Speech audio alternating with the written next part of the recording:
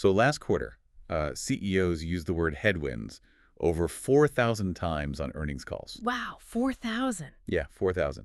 But, I mean, historically speaking, when a corporate executive complains about the wind, what they're really doing is distracting you from a broken engine. Right. It's just this brilliant piece of, psychological deflection. You take a management failure or a missed target and you just rebrand it as an unavoidable force of nature. Exactly. So welcome to the deep dive. Today we are looking at a recent presentation deck from a humanoid robotics firm.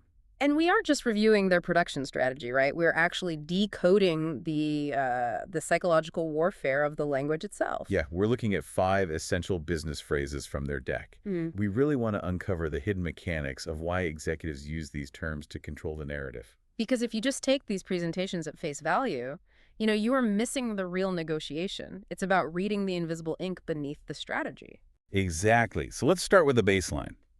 The leadership in our source deck says we cannot stick to the status quo if we want to lead the humanoid robot market. Right, the status quo. I mean, we all know that just means the current state of affairs.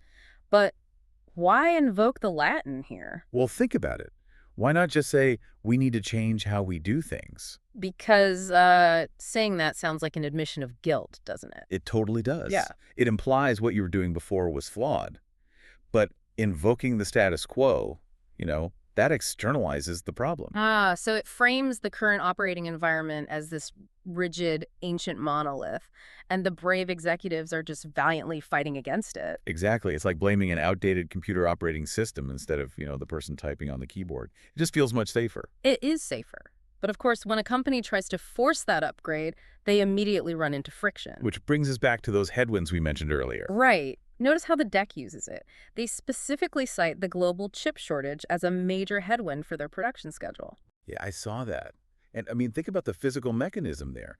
A headwind is literal aerodynamic resistance. Exactly. So the subliminal message is that the company is still doing everything right. Like, they are pedaling as hard as they can, but the universe is just blowing against them. Oh, wow. It completely shifts accountability.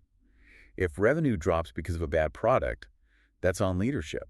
But if it drops because of a macroeconomic headwind, well, nobody can control the weather. Right, but you can't just blame the weather forever to appease shareholders. Eventually, you have to signal that you are powering through that friction. Right, you have to innovate. And here is where the rhetoric pivots from defense to offense. Yeah, the R&D team in our deck is described as constantly pushing the envelope in high-precision gear technology. I have to push back on this one, though. Doesn't this kind of jargon just make executives sound like robots themselves? Sometimes, yeah. Like, does anyone in a high-level negotiation actually buy the phrase pushing the envelope? They actually do because of the implicit assurance hidden in the origin of the phrase.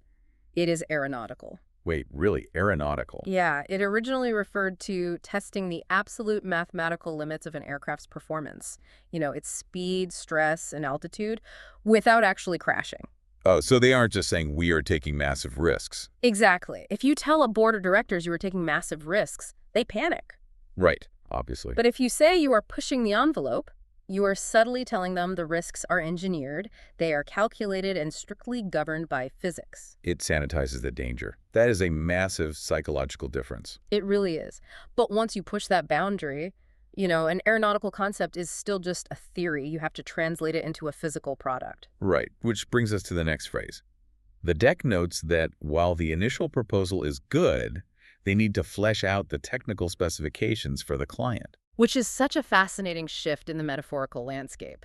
We go from this sterile mathematical world of aviation envelopes right down to something visceral and biological. Yeah, fleshing out, literally putting meat on a skeleton. Oh, exactly. It transforms an abstract blueprint into a living, breathing project that a client can actually interact with. Yeah. You're giving the idea a pulse. And to keep that pulse beating, modern teams have to coordinate all that execution.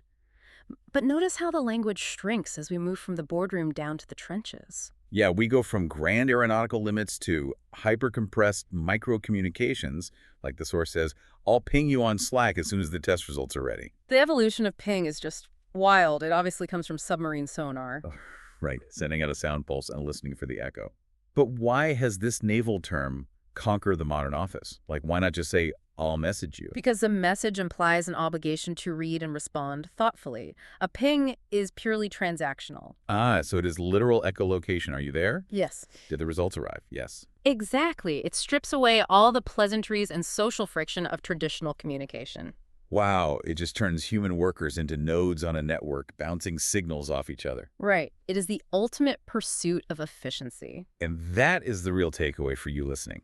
When you master these terms, you aren't just learning a corporate vocabulary list, No, you're really learning how to navigate workplace psychology. From deflecting blame with headwinds to sanitizing risk with flight envelopes. which leaves me with one final thought for you to chew on.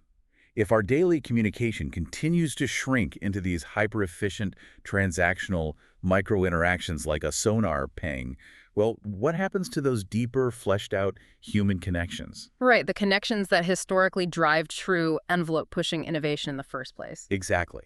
It is something to think about. Until next time.